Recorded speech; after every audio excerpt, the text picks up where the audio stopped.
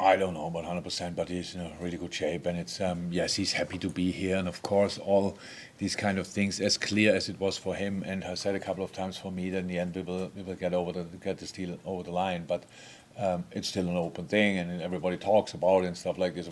We are humans; it's distract us. That's how it is. But I didn't see that it distracted him a lot, to be honest. Mo had one of the most intense seasons ever. With the African Cup and all the games and stuff like we always talk about. We played 64 games, stuff like this. We had some players who played a tournament in between as well, which is absolutely ridiculous. And so after a few weeks holiday, Mo is always full of power, full of energy. He's coming back and came back in a good shape. And yes, knowing where he will be for, I wouldn't say the rest of his career, because he's probably a player who can play much longer, but for the next very, very important years of his career, yes, that gave all of us a boost, and him as well. Yeah, you're right, he looked really sharp. He looked good in the whole preseason, to be honest. And let's hope that long may it continue. It would be really cool. Anyone else? Chris? Do you think Mo will be somebody, when everybody's talking about Haaland, Nunes coming in, and do you think he'd be somebody who'd be motivated by that to kind of go out and score more than them? Maybe, but that's just talks. We should not think that all the things you make up as a story get immediately important to us. It's kind of, there's new strikers are coming. So in Germany, Lewandowski left. Who will win that's what they discussed. Yeah, there might some players who think, oh, that's I don't know. So people are motivated by different things. I think the biggest motivation is to win football games and to score. That's definitely the case. So I don't think he thinks a lot about other players, and have a look there how often they score. That might be in May, when he has hopefully 34 or 5, and the others have 32. Both. Yeah, then maybe, but before I can see that. Andy? You just mentioned about Mo's contract there. Does it, as in maybe helping him, does it help you and the team to have that potential distraction removed from whatever you're trying to achieve this season? Oh, it's of course much better than if there would be an ending contract next summer. Mo would have been the same person. I'm 100% sure he could have pushed that aside, as long as we are only with us. But again, the world out there has not stopped asking. And that's a problem what we are constantly facing. So you ask me how is he in training? What do you mean? Because the contract's ending. You ask the player, his teammates, how is he in training? Well, yesterday it was all right. The day before not so good. These things, yes, it helps. It's much better to know exactly as much as possible about even the season after than only that 1 year. But in the year itself, it's not that relevant, to be honest. I worked together with players that an ending contract, and I couldn't see that for one day. And I would have been, as a player, probably would have been more influenced by the fact that I don't know where I am next year than these players were. If it was Gini, if it was Emre Can, if it was Lewandowski and stuff like this, and Dortmund and these kind of things, that it's not. These boys are real professionals. So, but we live in a world where everything is important, and where we face questions all the time. We have to answer, and when you give an answer, you realize that you think about it, and that's different. We don't have to think about it because we know exactly where we all will be. Is that even then the last one to Dom?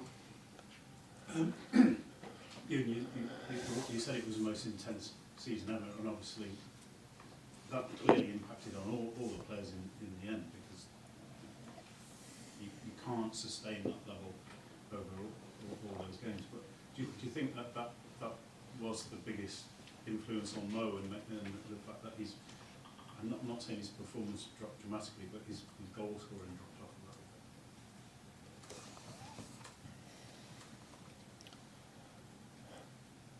little bit? It's just all the stuff is a bit short-sighted. So I work with players together for now more than 20 years.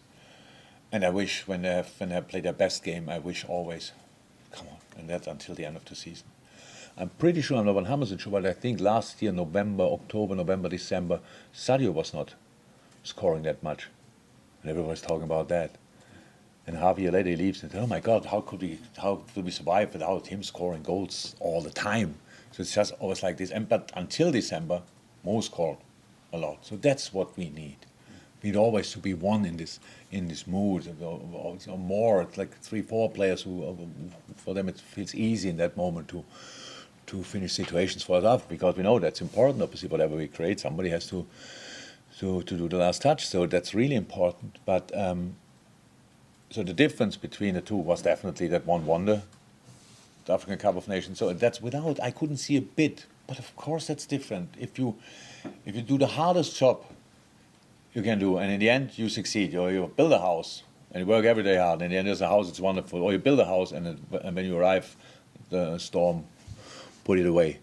You did the same job, but one gives you energy and the other one takes energy. So we cannot avoid these kind of things. So he was, from my point of view, in a brilliant shape, but maybe not at 100%, maybe it was 99, 98%, and that's sometimes enough. But he played really good football for us, and was very important for us. And that we didn't win the two competitions, I think we were in the final good enough to win it, either way. So, but we didn't.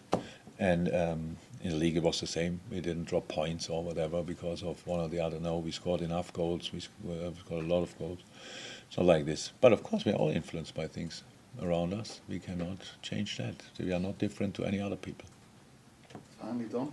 Yeah, it was just a spin-off from Canate. You've got Joe Gomez waiting in the wings, and it's not like there's short of quality in reserve, but it's going to be a big season for Joe after signing his contract. We need it to be nice for him to have a clear run of things. There's been so much stop-start in the last couple of years.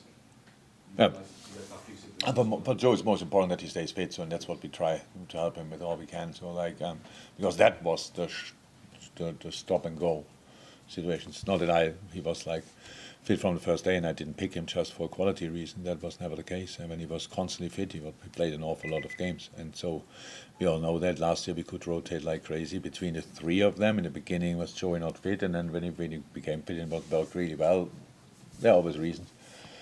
So if he stays fit, then everything will be fine for him. He's an outstanding player. Yes, he needs rhythm, like we all need rhythm, and we try to give him that. That's clear. And yes, the good news is that when you have a massive blow, like it is with Ibu,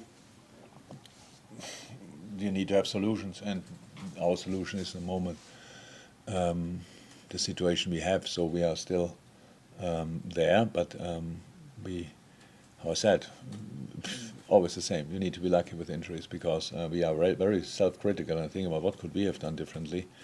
But there were pretty much all, apart from the contact injuries, which always can happen, there were good reasons for, and which we couldn't influence. So that's the case for now.